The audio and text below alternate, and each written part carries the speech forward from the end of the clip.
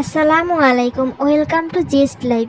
বিকেলে খাওয়া যায় ঝটপট এমন একটি পিঠার নাস্তা নিয়ে আজকে হাজির হয়ে গেলাম।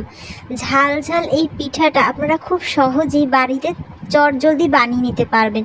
তো চলুন দেখে নেওয়া যাক পুরো রেসিপিটি। প্রথম আমি এখানে এক বাটির মতো চালের গুঁড়ো নিয়েছি, আর তার সাথে নিচ্ছি 3টে পেঁয়াজ আমি বড় বড় করে কুচি করে রেখেছিলাম সেটা, আর তার সাথে দিয়ে দিচ্ছি কিছুটা কাঁচা মরিচ কুচি করা, আর দিয়ে দিচ্ছি হলুদ, মরিচ, জিরা এবং লবণ, প্রত্যেকটাই পাউডার ছিল। আর একটা ডিম দিয়ে দিচ্ছি। এটা দিয়ে আমি একটা ব্যাটার তৈরি করে নেব, আর সামান্য একটু আদা বাটা দিব, এটা পরিমাণ মতো দিতে হবে। এরপরে এই ব্যাটারটাকে আমি খুব ভালোভাবে মিশিয়ে নেব, যতটা সম্ভব ভালো করে এটা মেশানো যায় যেন কোনো প্রকারের দলা পাকিয়ে না থাকে, সেজন্য অল্প অল্প পানি দিয়ে আমি এই ব্যাটারটা তৈরি করে নিব। ব্যাটারটা একটু ঘন হবে, তাই সেক্ষেত্রে আমার মনে হয়েছে আমার ব্যাটারটা একটু পাতলা হয়ে গেছে, তাই আমি আরেকটু চালের গুঁড়ো নিয়ে এবার হাত দিয়ে ভালোভাবে মাখিয়ে নিচ্ছি যেন ভিতরে কোনো লাম্পস না থাকে।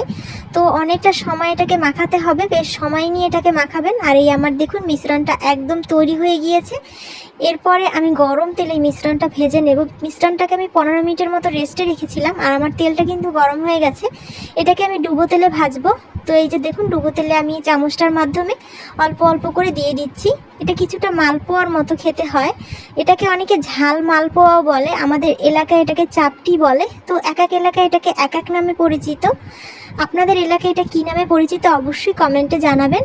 তো আমি দেখুন এটাকে উল্টে পাল্টে ভেজে নিচ্ছি, এটাকে একটু মুচমুচে করে ভাজবো। তো আমার পিঠাটা কিন্তু অলমোস্ট হয়ে গিয়েছে, আর আমি কিন্তু মিডিয়াম আঁচে এটাকে ভেজেছি যেন পুড়ে না যায়। আমার পিঠা একদম তৈরি। এই যে দেখুন আমি এটাকে টিস্যুর উপরে তুলে নিচ্ছি।